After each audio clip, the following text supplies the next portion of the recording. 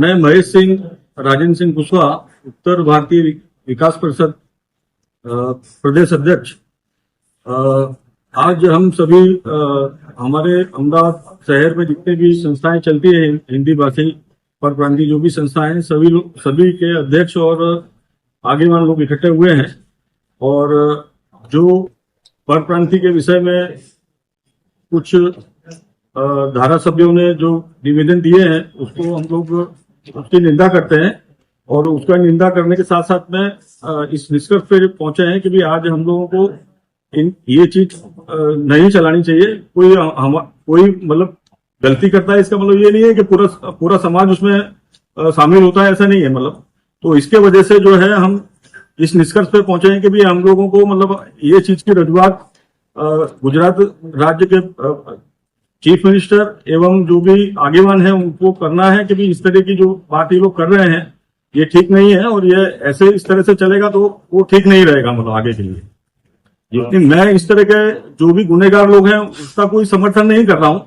मैं तो समर्थन इस बात का कर रहा हूं कि उनके साथ में जो सभी लोगों को घसीटा जा रहा है कि भी परप्रांतीय, तो ये शब्द क्यों हमारे लिए यूज किया जा रहा है। मतलब हम लोग वर्षों से यहाँ पर रहते हैं, यहाँ आप लोगों के साथ में जैसे दूध में मतलब अपने शक्कर मिलाई जाती है, इस तरह से हम लोग काम करते हैं, सब कुछ होता है। तो कोई भी बात आती है तो हमारे लिए ये क्यों कहा जाता है कि ये परप्रांतीय है और इनके वजह से ये तकलीफ होती है या ये होता है। हम लोग भी तो काम सब लोग करते ही है ना, सभी चीजों का मतलब हम लोग भी बिजनेस में है, चीजों में है, हर चीज में सभी हमारे क्षेत्र के लोग लगे हुए हैं।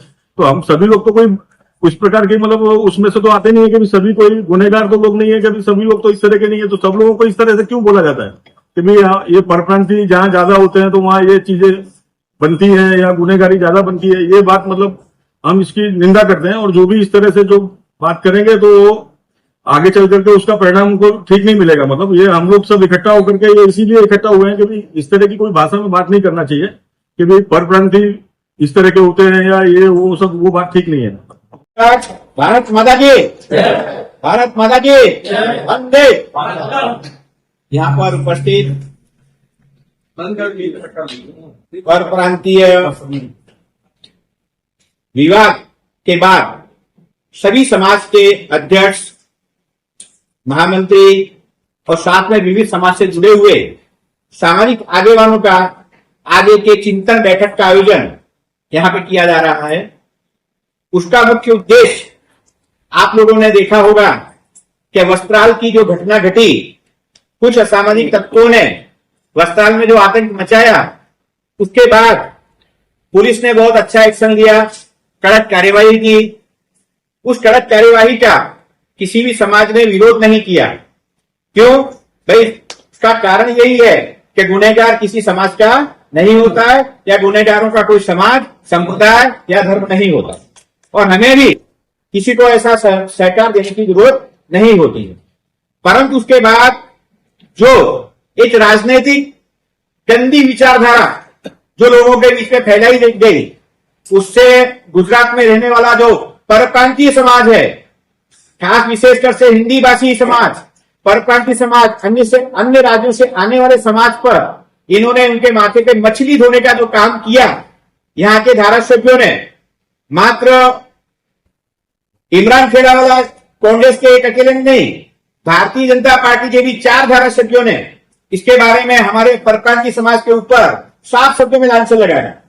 उन्होंने ये कहा कि जहां जहां परप्रांतीय रहते हैं वहां ऐसी घटनाएं घटती हैं, जहां जहां हिंदी भाषी रहते हैं वहां ऐसी घटनाएं घटती हैं। गुजरात को यूपी और बिहार बनाया जाता है, समझा जाता है। इस प्रकार के जो विचार उन्होंने जो प्रस्तुत किए, उससे जहां तक मेरा मानना है, जो व्यक्ति थोड़ा भी सामाजिक जागरूक है उसके मन में चोट पहुंची है। कारण क्या है?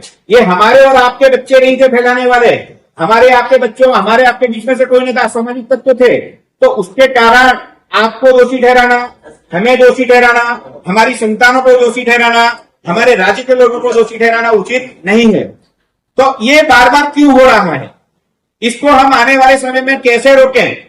ये जो अभी घटना घटी है, इसके लिए हम क्या कदम उठाएं? ये कोई एक व्यक्ति अकेला निर्णय नहीं ले सकता है। चाहे वो सानी साहब हो, चाहे हमारे यादव जी हो, चाहे महसी कुशवाहा जी हो, चाहे जिंदगी भाई राम प्रताप सिंह हो, चाहे श्याम सिंह हो, कोई एक व्यक्तिगत निर्णय से हम किसी समाज के लिए आगे नहीं बढ़ सकते।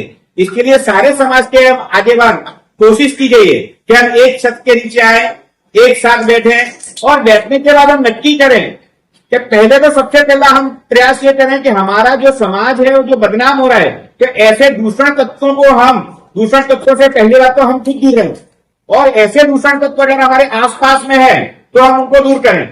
ऐसा भी हमें सुनने मिलता है कि कई बार हमारे आगेवान नो से नाम उनके जोड़ दिए जाते हैं। इससे क्या होता है? इससे पूरा समाज बदनाम होता है। तो ऐसा समर्थन सबसे पहले देना, अगर पहले हमारे में से कोई नहीं दे रहा है, अगर कोई अगर दे भी रहा है पर्दे के पीछे, तो ऐसे समर्थन देना हम बंद करें। और साथ में समाज में एक जागृति अभियान, मैं बेहूदा विचार रखता हूं कि समाज के युवा शराब की तरफ न बढ़े, गुनाह की तरफ न बढ़े। इसलिए जो भी सभी समाज, जैसे आज यादव समाज है, ब्राह्मण समाज है, क्षत्रिय समाज है, पाल समाज है, सानी समाज है, निषाद समाज है, क्षत्रिय समाज है, जो सभी लोग जब करें तो वहां पर हम ऐसे विशेष प्रकार के जागृति के भी कार्यक्रम करें जिससे आने वाली पीढ़ी हमारी इन गुनाहों से दूर रहे। डॉक्टर महादेव झा, हिंदी भाषी महासंघ के अध्यक्ष हूँ, और यहाँ मैं आयुर्वेद का सब कारोबार कर है मेरा। डॉक्टर ने स्पष्ट कहा है कि 2010, 11, 12 में जिस तरह से बंबई में चालू हुआ कि परप्रांतियों को भगाओ, तो गुजरात में भी शुरू हो गया था। उसको हम लोगों ने मोदी जी के पास रजूआत करके, और मोदी जी इस तरह से उन्होंने बात को संभाला था, और उत्तर भारत बिहार के लोगों के वजह से ही गुजरात की विकास है, अब गुजरात आगे है, ऐसा उन्होंने स्टेटमेंट दिया। उसके बाद शांति हो गई। फिर दोबारा 18 में शुरू हुआ था।